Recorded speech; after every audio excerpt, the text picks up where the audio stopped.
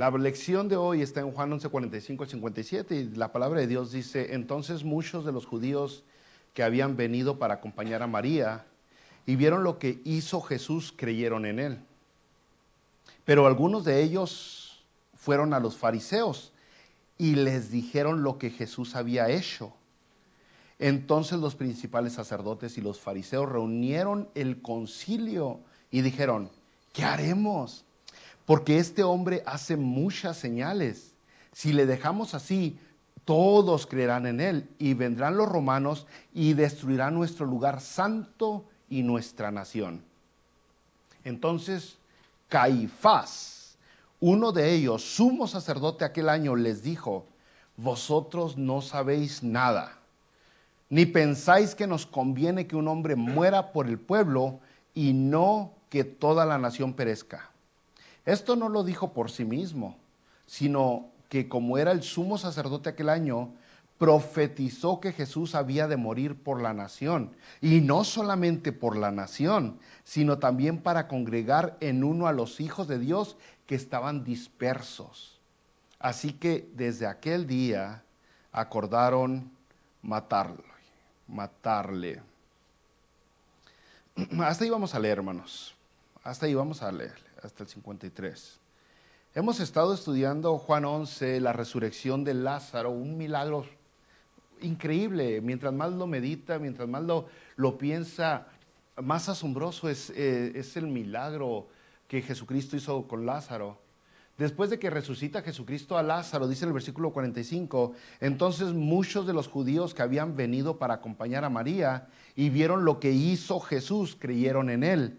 Ningún hombre ordinario puede levantar a los muertos. Ninguna persona común puede levantar a alguien que ha fallecido, y mucho menos que tiene 4 días de muerto. Entonces, al ver estas personas lo que había hecho Jesucristo, dice la Biblia, muchos de ellos creyeron. Muchos creyeron cuando vieron que Jesucristo resucitó a Lázaro. Es lo mismo más o menos hoy. Las personas que lo han conocido ustedes desde hace años y saben cómo era, a lo mejor algunos de ustedes, no quiero generalizar, pero a lo mejor algunos de ustedes eran tranzas o eran muy violentos o no sé qué tantas cosas.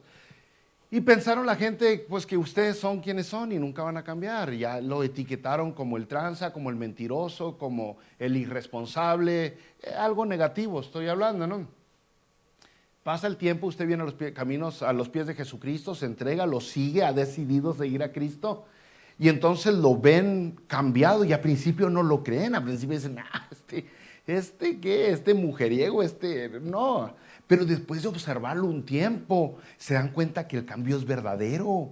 Es de veras que usted es una nueva criatura, que usted ha venido a los pies de Jesucristo y ha sido transformado completamente. No superficialmente como le hacen los religiosos, pero desde el núcleo, desde donde es usted, de lo que es usted. Entonces las personas dicen: wow, entonces es cierto.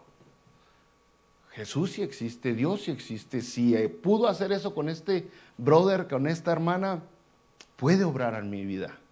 Y es por eso que el testimonio de nosotros es tan importante, porque le demostramos a la gente el Dios de amor, el Dios misericordioso, el Dios de segundas oportunidades, el Dios todopoderoso que tenemos, que aunque ni la esposa, ni los hijos, ni los doctores, ni los policías nos pudieron cambiar, Él sí nos pudo cambiar. Entonces ahí es donde la gente, al ver que alguien que estaba muerto emocional o espiritualmente como nosotros hemos resucitado, pueden creer, ¿verdad? En versículo 47, entonces los principales sacerdotes, bueno, primero el 46, ¿verdad? Pero algunos de ellos, dice 46, pero algunos de ellos fueron a los fariseos y les dijeron lo que Jesús había hecho. Bueno, aquí vemos otra vez que si alguien intencionalmente rechaza la evidencia que se le está dando, si alguien quiere intencionalmente rechazar a Jesucristo, no importa en realidad cuánta evidencia con respecto a la deidad de Jesucristo se le presente, no importa cuántas pruebas se le demuestren de quién es Jesucristo, simplemente van a continuar rechazándolo. Y eso es lo que pasó. Algunos de estos que vieron lo que hizo Jesús, no creyeron, fueron con los religiosos, dice aquí, fueron a los fariseos, que eran los líderes religiosos, sabiendo que los fariseos estaban en contra de Jesús, estaban buscando medios de terminar con esa amenaza, van con ellos y les platican, versículo 47, entonces los principales sacerdotes y los fariseos reunieron el concilio. Este concilio es un concilio muy famoso históricamente, es el llamado Sanedrín, el concilio donde se reúnen todos los líderes religiosos y también líderes civiles de la nación de Israel para tomar decisiones. Era un consejo judío que estaba mixteado de fariseos, de saduceos, de escribas. Quien controlaba la mayoría de este consejo judío eran los saduceos. Y si usted reconoce o si se acuerda tantito de los saduceos, ellos no creían en la resurrección. No, hombre, para los saduceos la resurrección era algo que no existía. Para ellos es como algunas sectas que andan por ahí tocando puertas el día de hoy. Cuando uno muere, deja de existir. Y era el mismo pensamiento saduceo. No hay resurrección porque no hay vida después de la muerte. Entonces, se reúnen los saduceos y los fariseos, que los fariseos eran una parte pequeña del consejo, pero también ahí estaban. Y dice la palabra de Dios, y dijeron, se reúnen y luego dijeron, ¿qué haremos? Porque este hombre hace muchas señales, reconocen las señales. Este hombre hace muchas señales. Si le dejamos así, todos creerán en él. Y vendrán los romanos y destruirán nuestro lugar santo y nuestra nación. Entonces, la razón por la que se reúnen estos y empiezan a platicar es porque Jesucristo, dicen, aquí tenemos una verdadera amenaza. Hace señales tantas y a tal grado que todos van a creer, todos los van a seguir. Si usted recordará, aún los alguaciles que trabajaban para ellos, para los religiosos, cuando los mandan a los alguaciles a arrestar a Jesucristo, aún los alguaciles acaban creyendo en Jesucristo, nomás con escuchar lo que él dice. Allá en Juan 7, 48 y 49, le contestan los religiosos a los alguaciles, ¿acaso ha creído en él alguno de los gobernantes o de los fariseos? Mas esta gente que no sabe la ley, maldita es. Los religiosos le dicen, pues, a los alguaciles, ¿por qué creen? ¿Qué creen ustedes? Miren, nosotros, los líderes de la nación, los líderes de la religión, no creemos en Jesucristo, pero el que cree en él, maldito es. Así de fuerte estaba el asunto, ¿no? Porque tienen una verdadera amenaza, bro, delante de ellos. Y según ellos, toda la muchedumbre, todo el montón, toda la plebe, toda la gente, la prole, son fáciles de ser engañados. Y la verdad, hasta cierto grado tiene razón, ¿eh? Hasta cierto grado. Hay muchos líderes religiosos que engañan a mucha gente. Y la gente es engañada, se guía por sus emociones y cae en el engaño. Y por lo tal, esa parte tienen razón, porque una vez que a esta persona la engañó este líder religioso, la atrapó en sus garras y ya es muy difícil de que pueda ver la verdad porque las emociones lo dictan a seguir siguiendo esa religión, ese credo, a esa persona incluso. Y entonces ya cuando cae en esas garras de religión es muy difícil salir, muy difícil salir. Entonces para los religiosos, los líderes religiosos, estaba todo escrito y lo que faltaba escribir, pues lo empezaban a escribir ellos, ¿no? Lo continuaban escribiendo. Y lo que está escrito era lo que seguían, nada más. Si estaba en papiro, en piel, escrito con tinta, entonces eso era. Nada fuera de eso. Versículo 48. Dicen los religiosos, si le dejamos así, todos creerán en él. Y vendrán los romanos y destruirán nuestro lugar santo y nuestra nación. Mire, el sistema de estos tiempos funcionaba así. A ver si vamos a viajar tantito, hace 2020 y tantos años atrás. El sistema de aquí en la nación de Israel funcionaba así. El emperador romano ponía un gobernador en Judea, por ejemplo, aquí en Israel, un gobernador que era nombrado por el emperador romano. El gobernador de ese lugar entonces ponía al sumo sacerdote. Él nombraba, él ordenaba al sumo sacerdote que iba a estar ese año. Y entonces el sumo sacerdote y los demás sacerdotes dependían de que le cayeran bien al gobernador para que el gobernador los mantuviera en esa posición. Y para hacer eso, los sacerdotes tenían que mantener a la gente calmada, en sujeción, tenían que controlarla. Entonces el trabajo de los sacerdotes, de acuerdo al gobernador, era mantener a la gente tranquila, ¿no? Que no se alebresten, que no se escamen, que no hagan revoltijo. Y entonces dicen aquí los religiosos, dicen, van a creer todos en él, van a protestar, van a levantarse en armas, esa es la idea. Dice, y van a venir los romanos, destruirán nuestro lugar santo, el templo. Dice, van a destruir nuestro templo y nuestra nación. Ahora aquí posiblemente ellos le estaban exagerando, ¿no? Posiblemente le estaban exagerando de que los romanos, de que a Jesucristo iba a levantar un ejército, iba a protestar en contra de los romanos.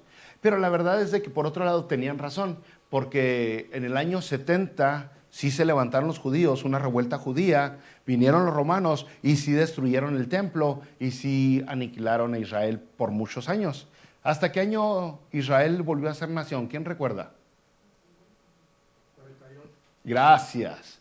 Hasta 1948, andaba cerca, hermana. Hasta 1948, después de más de 1900 años, bueno, poquito menos de 1900 años de haber desaparecido la nación de Israel, vuelve la nación de Israel. Entonces, hasta cierto grado tenían miedo de sus temores. Si hay revuelta, los romanos vienen y acaban con todo, incluso con el templo, y en el año 70, como ya lo dije, el templo sí desapareció.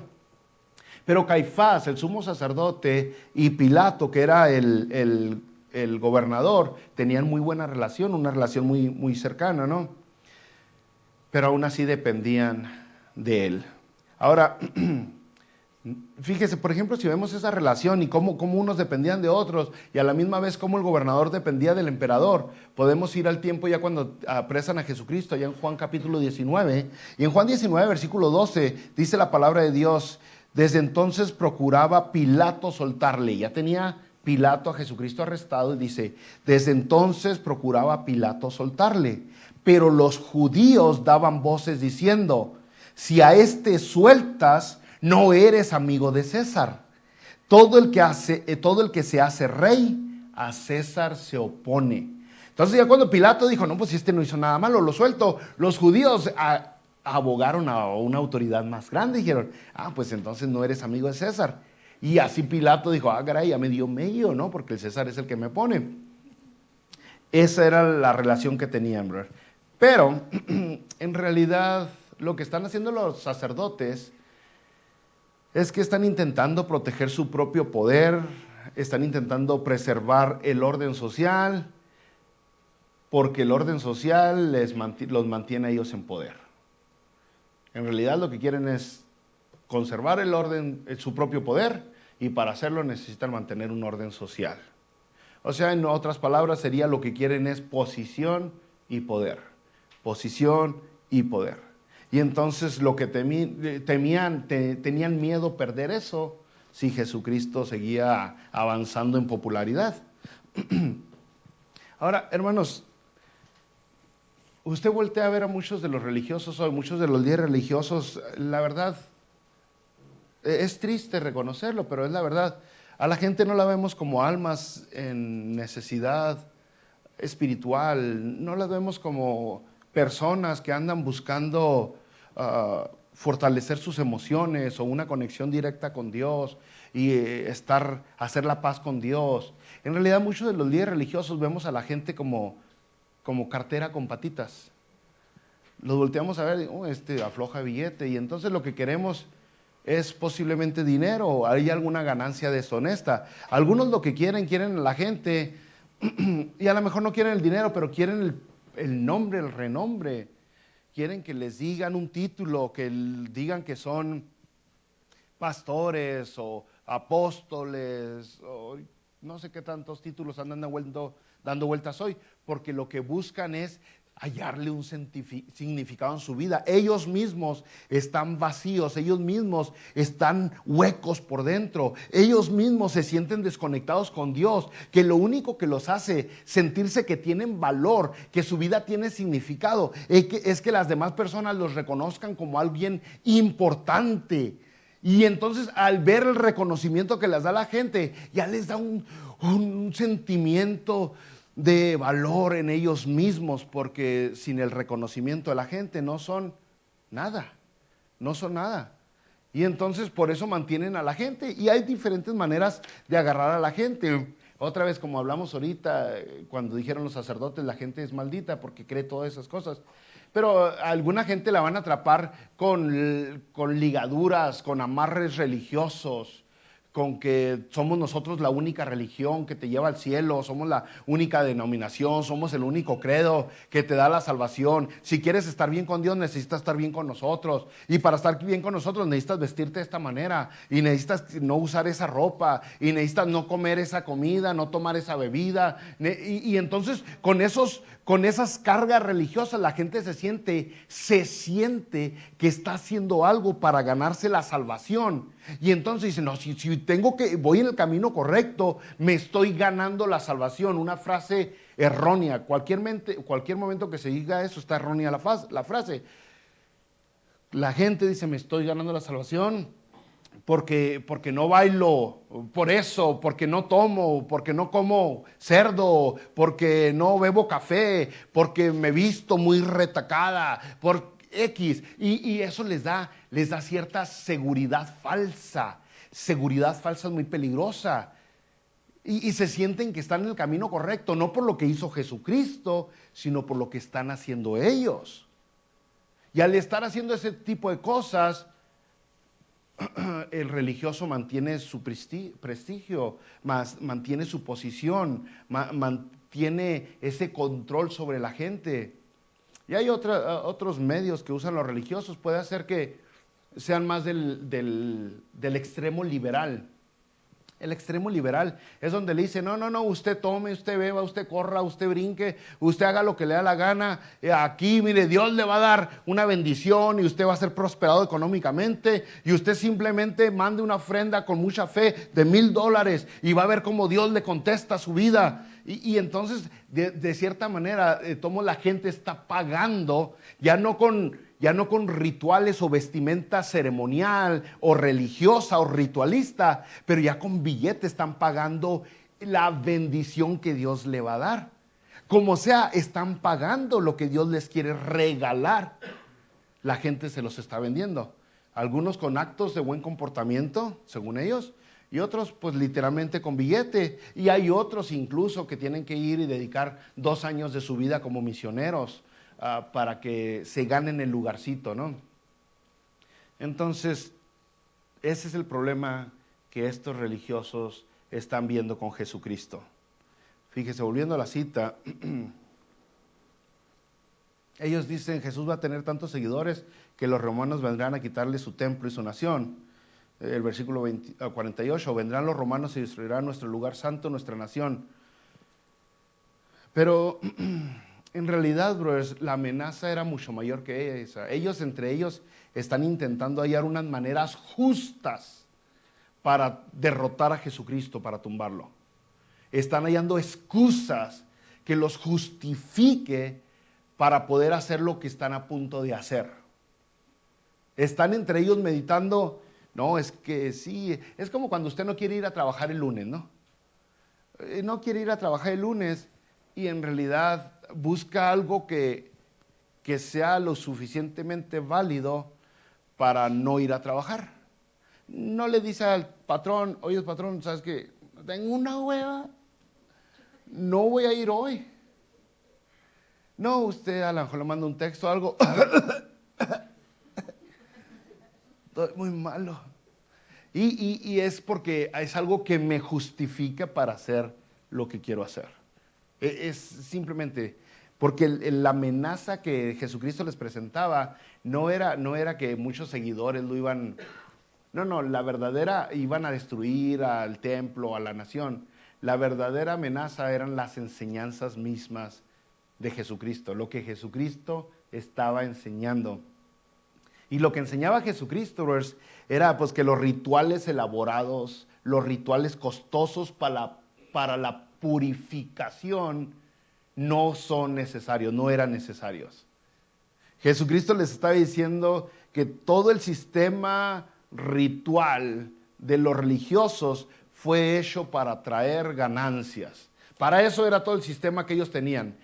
Todo lo que los religiosos han dicho es que tienes que hacer esto y que tienes que hacer aquello, es para traer ganancias. Todo cuesta, todo cobran, todo vale, todo trae un cierto billete. Y entonces, cosas como la purificación, como la expiación, para todas estas cosas usted tenía, el día de la Pascua, usted tenía que gastarse billete que no tenía muchas veces para lograr algo. Entonces, que Jesucristo estaba enseñando que todo esto era innecesario, era problemático para los religiosos.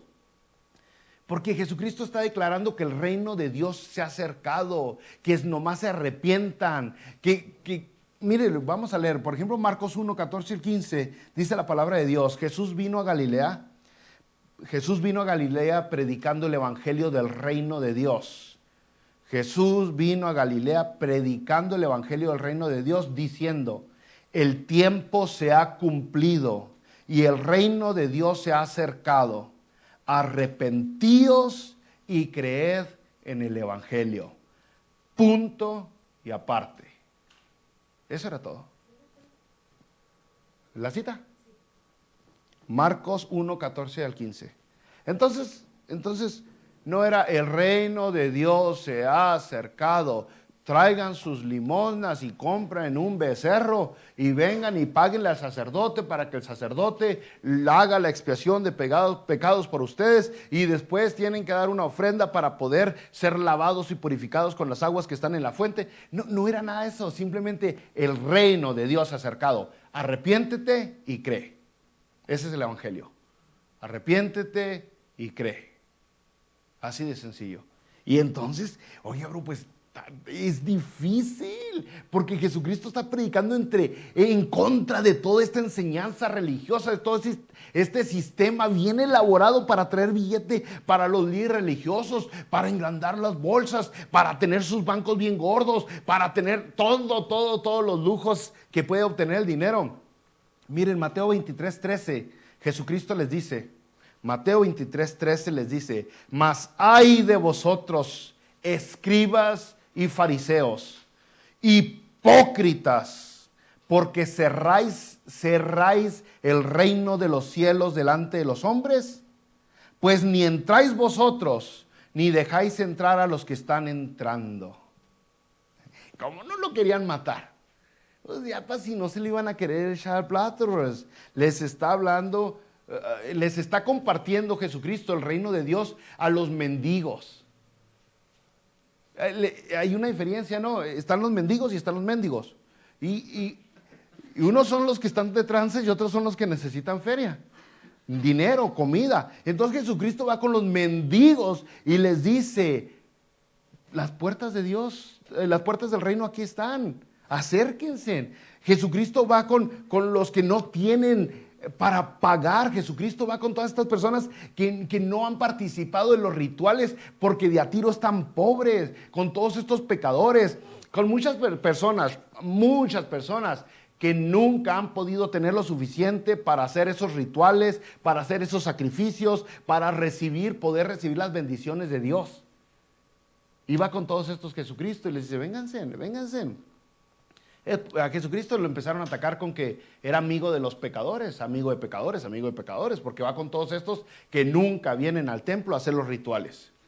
Nunca están cargados de pecado. Por eso eran considerados pecadores, porque nunca se aparecían a pagar por los rituales. Y Jesucristo es con los que va y les dice, vénganse, chiquitos, vénganse, ¿cuál borrego, cuál pagarle al sacerdote? Todo lo que tienen que hacer es arrepiéntanse y crean. Y usted puede pensar en 2, 3 personas. ¿Se acuerda aquella mujer adúltera que la querían apedrear en la calle? No, Jesucristo no le cobró ni un centavo siquiera para perdonarla. Simplemente le dijo, eres libre, yo tampoco te acuso. Vete y no peques más. Aquel hombre que lo metieron por el techo, Jesucristo le dijo, tus pecados te son perdonados. Ese hombre no tenía dinero para ir al templo y hacer un sacrificio. Entonces era amenaza, brother. Era amenaza para ellos. Tenían muchas razones para estar asustados con Jesucristo. Les estaba quitando la gallinita de los huevos de oro. La minita que tenían ellos, donde tienen que estar pagando todo lo que hacen, ¿no? Algunas personas a través de los años nos han pedido que les hagamos bodas y quinceañeras y 2, 3 fiestas más, ¿no? Pero por ejemplo, bodas, pues hemos rechazado con muchas personas porque bodas simplemente es para los miembros de las iglesias que conocemos su testimonio y que en pocas palabras que sabemos que no se van a casar para legalizar nomás, ¿no? O algún otro por qué casarse que no sea el amor. Casamos a los que sabemos que se van a casar porque se aman, no más. Pero cuando me han pedido que haga quinceañeras, que sí hemos hecho quinceañeras a personas que la verdad ni conocemos. Y luego me dicen, ¿y cuánto me va a costar? Ay, la verdad, a veces le digo, pues un chivo, una borrega. Pero es bien raro que vengan a una iglesia y creen que tienen que pagar por todo. ¿Cuánto pagó por su boda? No cobramos por nada, ¿no? No cobramos por nada. ¿Y a quién más le hicimos quinceañera? Bueno, no está Carlos, le hicimos boda. Pero el caso es de que llega a haber un sistema donde cobramos por todo porque funciona. Porque es la manera que uno puede obtener más dinero. Y es más fácil hacerlo así, obligar a la gente a que pague cuando tiene que hacer algo, a esperar que ellos de su propio corazón saquen dinero, de su propio, ¿cómo dice a Corintios 9:7? Cada uno de como propuso en su corazón. O sea, esperar que la gente proponga en su corazón traer algo delante de Dios es más difícil que imponerle que tiene que traer, ¿no? Es más fácil decirle, tienes que traer. Entonces se les estaba cayendo el show, ¿no? Con Jesucristo. Se les estaba desbaratando el asunto con Jesucristo. Y ese tipo de inseguridad lo vemos en muchos religiosos, ¿eh? Y no nomás estoy hablando de diferentes religiones y denominaciones, estoy hablando en general del cristianismo. Hay muchos pastores que si usted, hay aquí varios hermanos en esta congregación, gracias a Dios tenemos varios que tienen el llamado para predicar y para enseñar. Gracias a Dios tenemos varios hermanos así. Pero si usted va con algunos de estos brothers inseguros, no le dan chance. No le dan chance de predicar, no le dan chance de enseñar porque la inseguridad. ¿Y si me tumban el puesto? ¿Qué tal si el brother predica mejor que yo y luego les caen más bien a ellos? Y de repente van a decir, pues pastor, ya ni venga, pues ya la hermana Luli predica re bien. Ya el hermano Lugo predica re bien. El hermano César predica muy bien, ¿ya para qué viene? El hermano Rubén predica re bien, el hermano Pablo predica re bien. O sea, ¿para qué necesitamos ya usted, pastor? Y esa es la inseguridad del religioso. Pero el que está en Cristo sabe que quien lo puso aquí es Dios, y el que lo va a quitar algún día, si lo quita, ¿quién va a ser? Dios. Nadie más Dios. No hay humano, no hay nadie más que lo pueda quitar. Y si algún día de Dios nos quita es porque nos lleva a otro lado. No porque nos dejó tirados en la calle, porque nos lleva a otro lado. Bueno, versículo 49, hermanos. Entonces Caifás, uno de ellos, sumo sacerdote aquel año, le dijo, vosotros no sabéis nada. Acuérdense, estaban discutiendo ellos qué hacer con Jesucristo. ¿Qué hacemos? Miren la amenaza, ¿qué hacemos? ¿Qué hacemos? Caifás les dice, ustedes no saben nada. Ni pensáis que nos conviene que un hombre muera por el pueblo y no que toda la nación perezca. Caifás va al punto, dice, ustedes no saben, le están sacando vueltas. No entienden que nos conviene que este hombre muera a que nosotros, toda la nación, suframos las consecuencias. Ese es el punto final, dice Caifás. Nos conviene que Jesucristo muera para que nosotros no tengamos que sufrir. Ahora dice la palabra de Dios, esto no lo dijo por sí mismo, sino que como era el sumo sacerdote aquel año, profetizó que Jesús había de morir por la nación. Y no solamente por la nación, sino también para congregar en uno a los hijos de Dios que estaban dispersos. Caifás lo dijo desde sus intereses, ya hablamos de los intereses. Nos conviene que muera, por lo que hablamos, nos está desbaratando el sistema, posiblemente viene Roma y nos hace pedazos, lo que sea, nos va a quitar nuestro estilo de vida tan chido que tenemos. No, nos va a desaparecer la vaca que da mucha leche, ¿no? Nos va a quitar el sustento. Ese era el problema que tenía Caifás. Nos conviene que muera él a que todos sigamos sufriendo. Pero la Biblia dice, este no sabe que profetizó. Porque es la verdad, nos conviene que Jesucristo muera a que todos nosotros muramos. Y eso es exactamente lo que Jesucristo hizo. Él murió para que nosotros no tengamos que morir. Él pagó por nuestros pecados para que nosotros no tengamos que pagar por nuestros pecados. O sea, sí nos conviene, de a tiro nos conviene lo que dijo Caifás, pero él no sabía. Él no sabía, él tenía sus razones, sus motivaciones políticas, pero en realidad, para obtener la salvación, toda la humanidad, para obtener la salvación, la única manera era que Jesucristo muriera. No más. No más. ¿De qué otra manera se obtiene la salvación? No sé, a lo mejor alguien de aquí quiere caminar de rodillas para obtener la salvación. A lo mejor alguien de aquí quiere donar mucho dinero para obtener la salvación. A lo mejor alguien quiere cambiar su vestimenta o ya no ver televisión, quitar los cuadros de su casa porque son pecados. Todas esas cosas para ganarse la salvación. ¿Hasta qué punto, qué tantas cosas necesita usted hacer para obtener su salvación? ¿Qué tanto necesita hacer y dejar de hacer para ganarse su salvación? Y eso es de aquí en adelante. Ahora la pregunta es, ¿cómo le va a hacer para pagar lo que ya hizo? Lo que está en el pasado.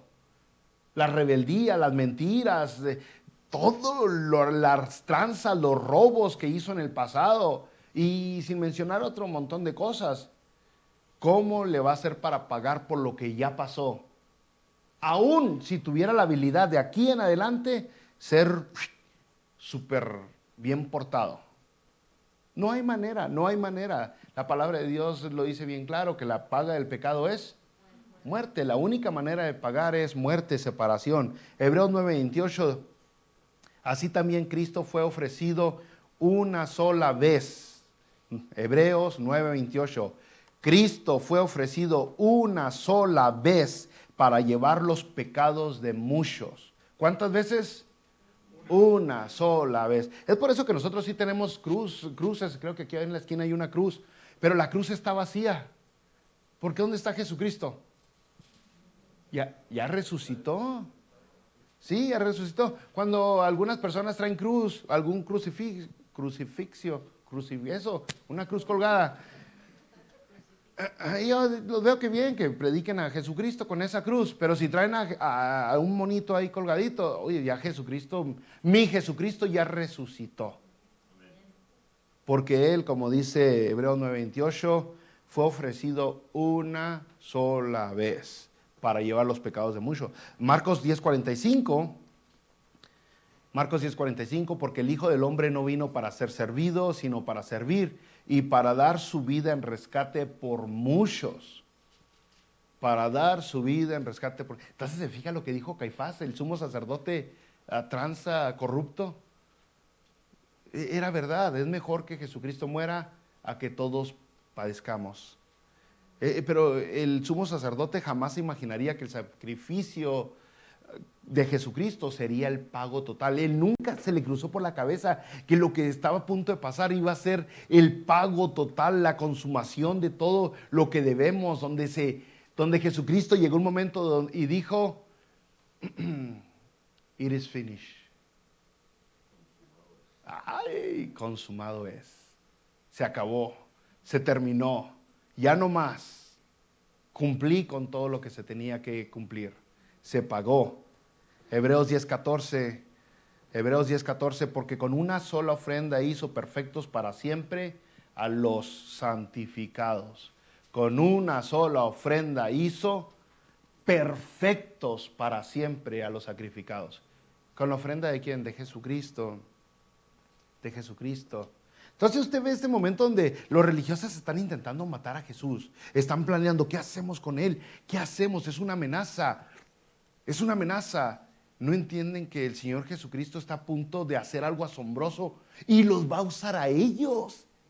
A estos mismos religiosos los está usando para que se cumpla, para que se logra el plan divino que Dios tiene planeado para con nosotros. Es importante entender, Dios usa a quien quiere, cuando quiere y cómo quiere. Sea o no sea cristiano, reconozca o no reconozca que Dios existe, Dios usa a quien quiere, cuando quiere, como quiere. Si usted ve la palabra de Dios allá en el libro de Éxodo, en cierta ocasión Dios usó la vara de Moisés.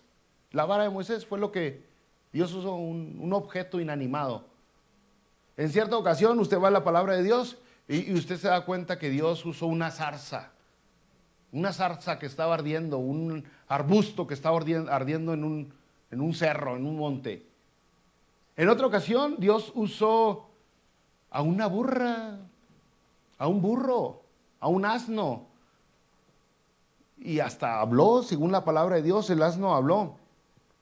En otra ocasión, o en la misma ocasión cuando Dios usó al asno, Dios usó al profeta Balaam, que era un mercenario cristiano, como hoy hay muchos, ¿no? Un mercenario que iba al que le pagaba. Yo voy y predico donde me paguen, y yo voy y toco y canto donde me paguen, y así son los mercenarios de hoy, ¿no? Andan nomás viendo dónde sacan billete. Pero Dios usó a ese falso profeta Balaam, porque Dios usa a quien quiere, cuando quiere, donde quiere.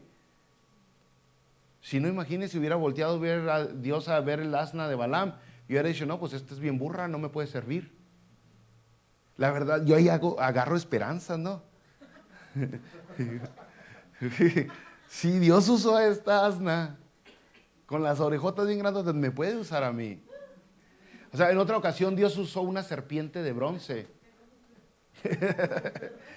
En otra ocasión Dios usó una serpiente de bronce para mostrar, hacer su voluntad, para dar su mensaje que tenía.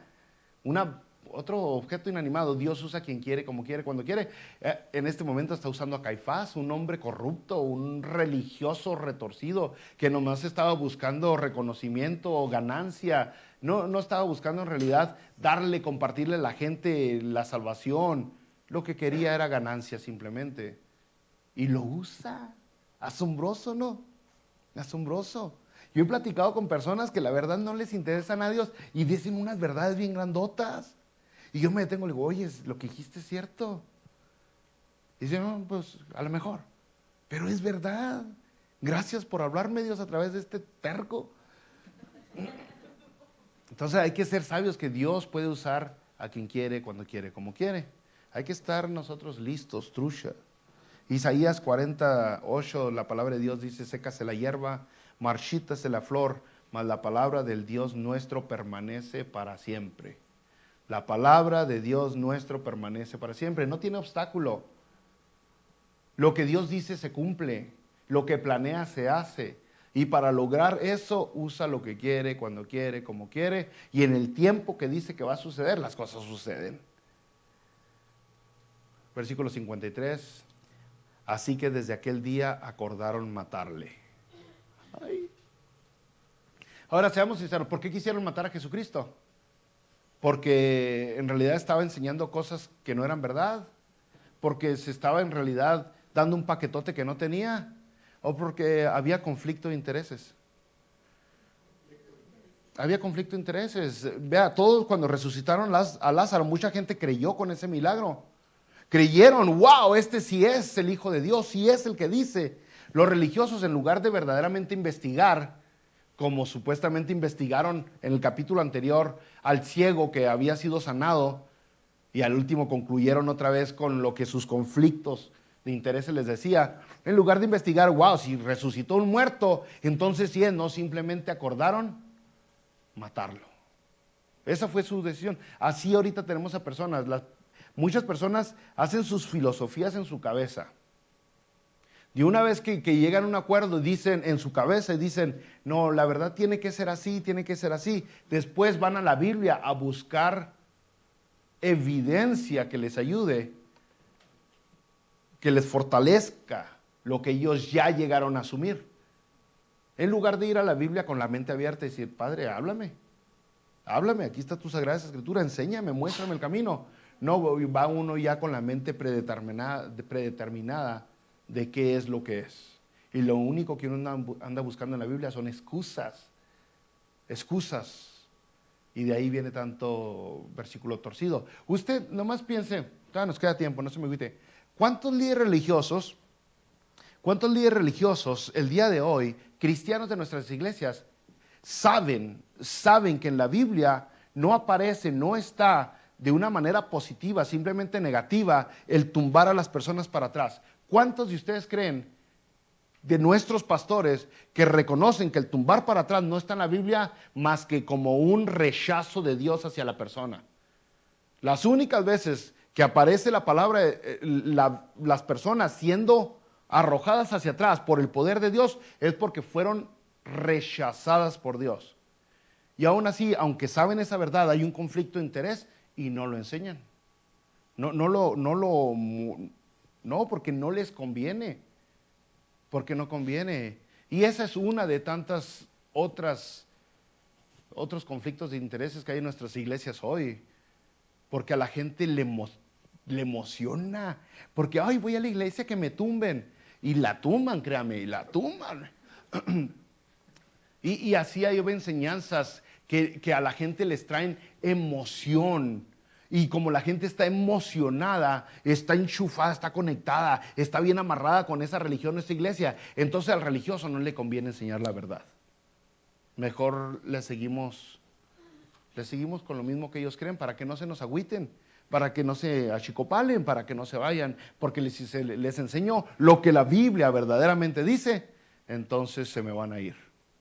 Y créanme que se van, sí se va la gente, porque muchas veces las emociones son más fuertes que la verdad que está escrita en la palabra de Dios.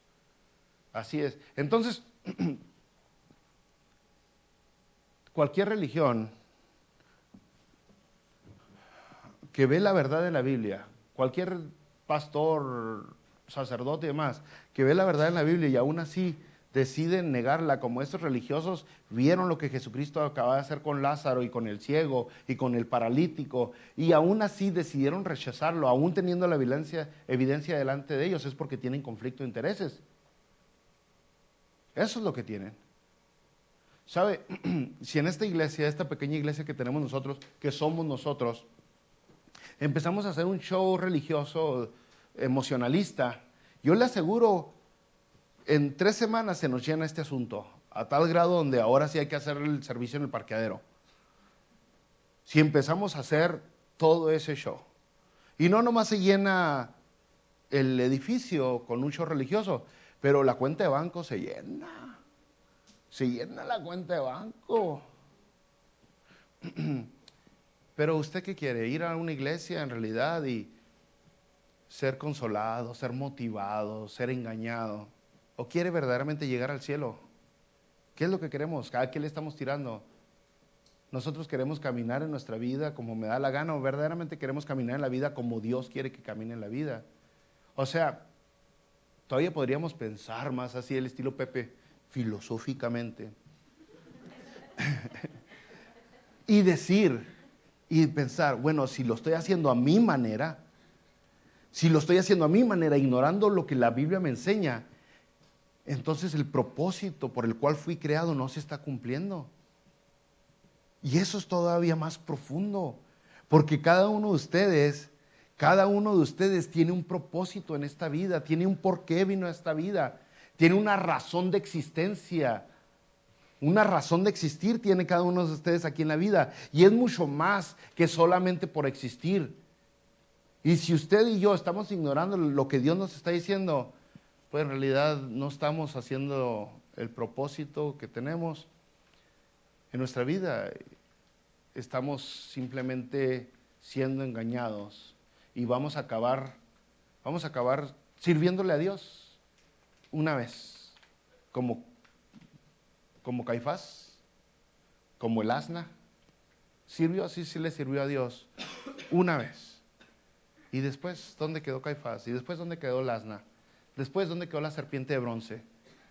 Porque son de los que tienen un uso y luego son desechables. Es triste decirlo, pero es la verdad.